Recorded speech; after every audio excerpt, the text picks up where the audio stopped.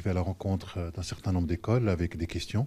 Donc je me présente et j'essaie d'expliquer quelle est mon approche du Coran, une approche strictement profane, strictement historique ou anthropologique. Je pars souvent à travers leur imaginaire, je pars de leur imaginaire d'un certain nombre de mots, tels que par exemple kofar, qu'on traduit par mécréants. Donc je leur dis, parfois ils disent ce sont des juifs, ce sont des chrétiens, parfois des wallons, parfois je dirais des flamands. Et j'essaye de leur montrer comment on peut travailler sur ce mot-là dans le Coran, c'est-à-dire ramener le mot dans sa société. Et d'un seul coup, ils découvrent que le Coran appelle aussi les cultivateurs des kofars, c'est-à-dire des cultivateurs en vérité, parce que kafara, ça veut dire recouvrir.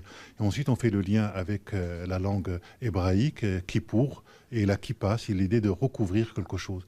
Et c'est très important de les faire voyager dans le temps pour essayer de leur montrer comment fonctionnait la société derrière le Coran, pour qu'ils ne puissent pas plaquer leur conception d'aujourd'hui sur un texte ancien. Donc, nous essayons de développer la distance et l'esprit critique avec ces jeunes, mais en les faisant participer, tout de suite, comme vous avez pu le voir, à la réflexion. Donc, c'est une conférence qui est interactive. Ce que vous dites, lire le Coran, c'est aussi d'accepter de faire un voyage. Peut-être que tout le monde n'est pas prêt au départ.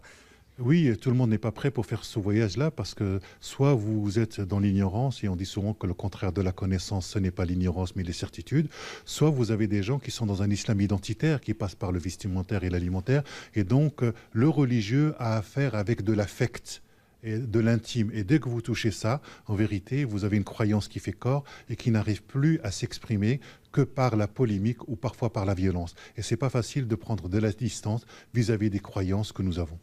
Alors il y a aussi le temps des questions et des réponses.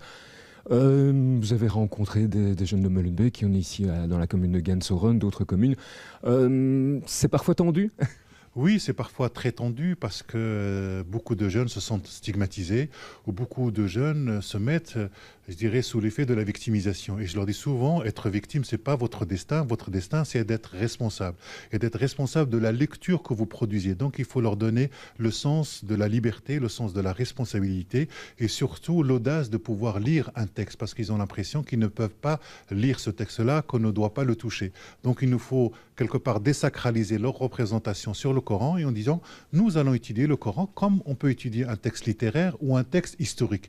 Et c'est ça en tout cas mon approche, c'est avoir une approche profane du Coran. Ils ont le droit d'avoir une lecture religieuse, une lecture mystique, philosophique. Simplement, il faut qu'ils sachent que ce texte-là s'est adressé à des gens qui ne sont pas eux, d'où la nécessité de comprendre ce qu'il signifiait dans le temps de la société du 7e siècle, qui n'est pas du tout la société belge. Je pense que c'est très important que le travail universitaire rencontre aussi le public, et notamment la société civile, avec ce livre que nous avons fait avec Ismaël Saïdi.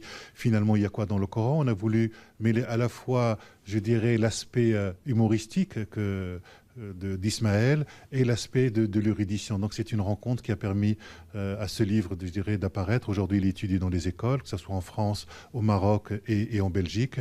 Et il plaît beaucoup aux jeunes parce que il prend les jeunes au sérieux et il dit que les jeunes sont des jeunes intelligents et donc ils peuvent aussi faire ce travail-là. Et ce que je vois, c'est qu'il fonctionne très bien parce que les jeunes arrivent à se le réapproprier, mais aussi les professeurs.